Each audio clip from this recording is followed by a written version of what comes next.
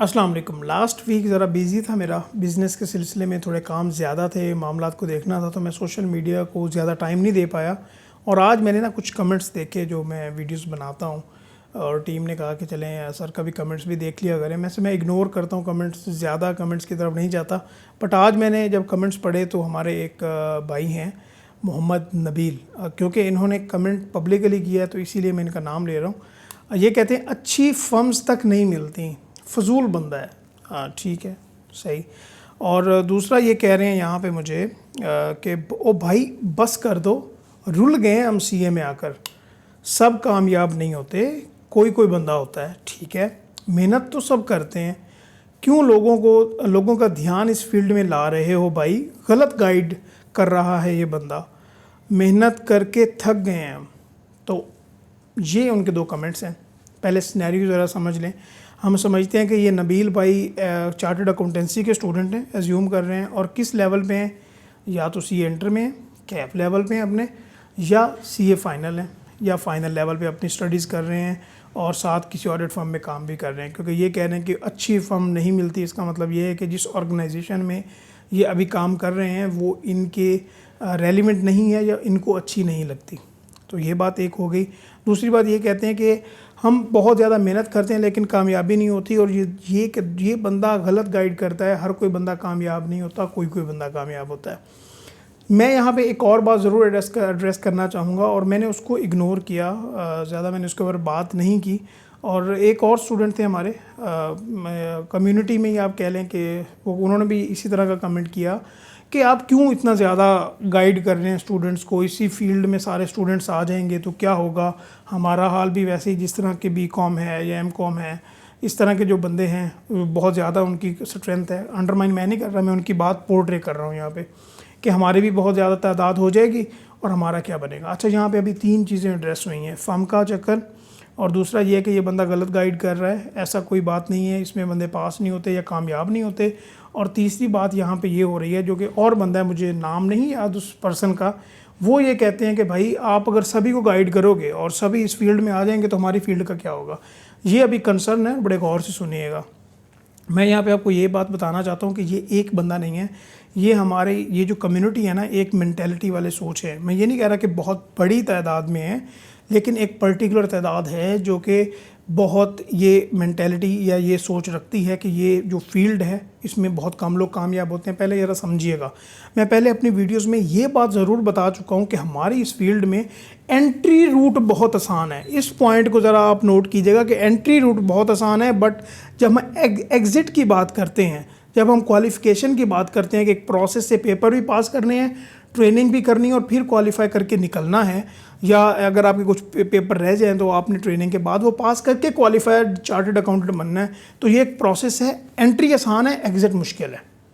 अगर आप दूसरी क्वालिफिकेशन में चले जाएं, जिस तरह फॉर एग्जांपल यूनिवर्सिटीज़ हैं, वहाँ पे एंट्री थोड़ी मुश्किल होती है और एग्ज़िट बहुत आसान होता है। आपका एडमिशन हो जाएगा और आप इजीली पास हो जाओगे।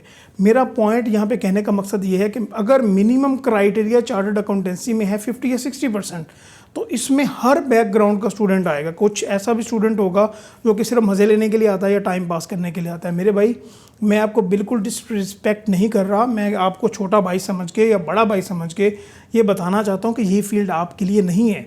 ये फील्ड आप जैसे लोगों के लिए बिल्कुल नहीं बनी, ये उन लोगों के लिए बनी है जो कि कमिटमेंट रखते हैं और वो कमिटेड हैं। अगर वो एक बार फेल हो जाते हैं तो वो दोबारा पास करते हैं पेपर। मैं कौन सा कहता हूँ कि भाई एक स्टूडेंट ने मुझे ये कहा कि यार ये बंदा ऐसे ही गाइड करता रहता है, इसने कौन सा गोल्ड मेडल ले लिया, ये सारे पेपर पहली टर्म में पास कर ले। तो मैं कौन सा कह रहा हूँ, मैं कभी भी ये नहीं कह रहा। देखें, पेपर तो मेरे भी फेल हुए हैं, लेकिन भाई फेल हुए हैं तो फिर हिम्मत करके पास भी तो किए हैं ना यार।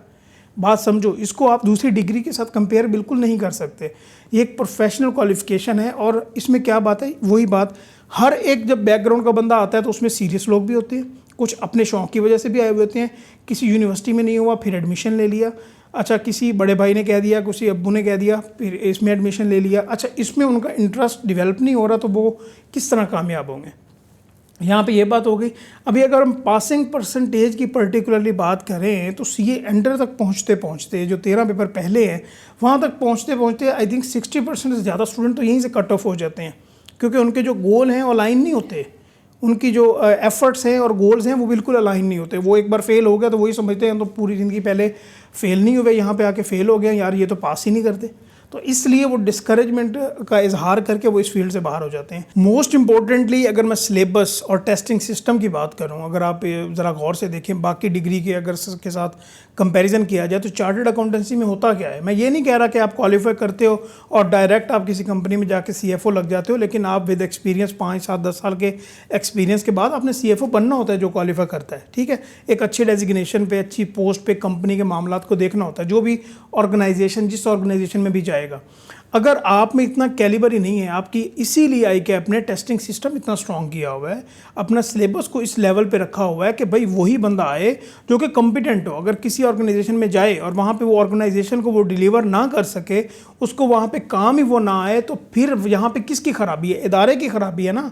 फिर तो यहाँ पे ICAP का कसूर होगा, ये इसमें आपका कसूर कम होगा, इदारे का कसूर ज़्यादा होगा। और अभी आपने के दूसरे पॉइंट पे हम आ जाते हैं। आई होप कि आप मेरी बात बड़े गौर से समझ रहे होंगे और अंडरस्टैंड भी कर रहे होंगे। आपका दूसरा पॉइंट था कि यार हमें तो अच्छी फर्म्स ही नहीं मिलती। भाई मुझे आप एक बात बताएं, क्या आप में वो एबिलिटीज़ हैं कि अच्छी ऑर्गेनाइजेशंस आपको अपॉर्चुनिटी दें? आप में से कितने ऐसे स्टूडेंट समझते हैं कि भाई हमने सिर्फ पेपर पास करने, अपनी स्किल्स पे काम नहीं करना? ये एक वन ऑफ क्राइटेरिया मैं आपको बता रहा हूँ। भाई देखें, आप में वो एबिलिटी हो, आपकी कम्युनिकेशन स्किल्स हैं, आपने जहाँ पे भी जाना है ऑडिट के लिए, किसी असाइनमेंट पे, आर्टिकल्स के लिए, वहाँ पे आप उस फर्म के, उस ऑर्गेनाइजेशन के रिप्रेजेंटेटिव बन के जा रहे हो। क्या आप में वो एबिलिटी है कि उस लेवल का वहाँ पे काम कर सको? हाँ ठीक है कि आपने पहले काम सीखना है, पहले आप एजुकेशन सिस्टम में से गुजरे हो, वहाँ पे थोड़ा सा प्रैक्टिकली काम डिफरेंट होता है, पहले आपने उसको लर्न करना है, बाद में उसकी आपने एप्लीकेशन करनी है। लेकिन स्टार्ट में क्या आप में वो डाइजेस्टिव सिस्टम है कि आप इस सिस्टम से गुजर सको? और देखें, मैं आपको एक पर्टिकुलरली बात बताऊं, ये हमारा एशिया पाकिस्तान की अगर हम पर्टिकुलरली बात करें तो ये डिलेमा बन चुका हुआ है। और ये बड़ी ही चीज़ जो है ना, बड़ी चीज़ फैल रही है कि अगर कोई बंदा भी एक प्रोग्रेस की तरफ जा रहा है तो उसको ये नहीं कहना कि भाई हाँ ठीक है, वेरी गुड, अच्छा है। उसकी टांगें खींचनी है कि भाई अगर मैं कामयाब नहीं हो रहा तो ये बंदा क्यों हो रहा है।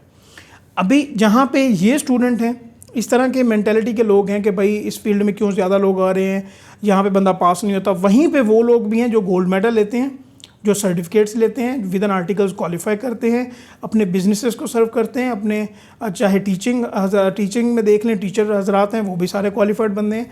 तो इन्होंने किस तरह से कर लिया? ये कोई ऊपर से तो नहीं ना उतरे, आपकी तरह मेरी तरह ये भी बंदे ही हैं ना, सिर्फ क्या अपनी डेडिकेशन के साथ। और हमारे एक टीचर थे, वो बड़ी एग्जांपल देते थे कि मैं इंटरमीडिएट तक कभी भी किसी सब्जेक्ट में फेल नहीं हुआ, हमेशा फर्स्ट आया। लेकिन जब चार्टर्ड अकाउंटेंसी में कदम रखा और पहले लेवल के बाद दूसरे लेवल में या तीसरे लेवल में या चौथे लेवल में आए, तो पता चला कि भाई इसमें बंदा फेल भी होता है, बंदा डिसहार्ड भी होता है, और पता चलता है कि किसी क्वालिफिकेशन में आए हैं। ऐसी बात बिल्कुल नहीं है कि भाई आपको पास नहीं किया जाता, आप पास होने वाले हों तो आपको ज़रूर पास किया जाए। एक और दूसरी एग्जाम्पल देखें, पूरी दुनिया के सामने एग्जाम्पल है एलोन मस्क की, ठीक है। उसकी कितने पहले एक्सपेरिमेंट्स फेल हुए, स्पेस शटल जो हैं कितनी बार उसकी डिस्ट्रॉय हुई, कितने मिलियंस बिलियंस ऑफ डॉलर्स उसका नुकसान हुआ।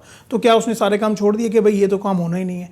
भाई देखें, अगर आपने हार मान ली है ना तो आप हार माने, लेकिन दूसरों को ये ना कहें कि भाई आपसे ये नहीं होगा, ठीक है। लूज़र जो होते हैं हमेशा वो ये कहते हैं कि भाई नहीं, ये बंदा जीत नहीं सकता, लेकिन आपने उस बंदे को डिस्करेज करना है जो कि आपको कहता है कि आपसे नहीं होगा। मैं आपको कितनी बार एग्जांपल दे चुका हूँ, हमारे वसीम भाई हैं, वसीम इकबाल मेरे सीनियर हैं, उनके 50% से कुछ ज़्यादा मार्क्स थे, मतलब कि एवरेज स्टूडेंट थे वो इंटरमीडिएट तक।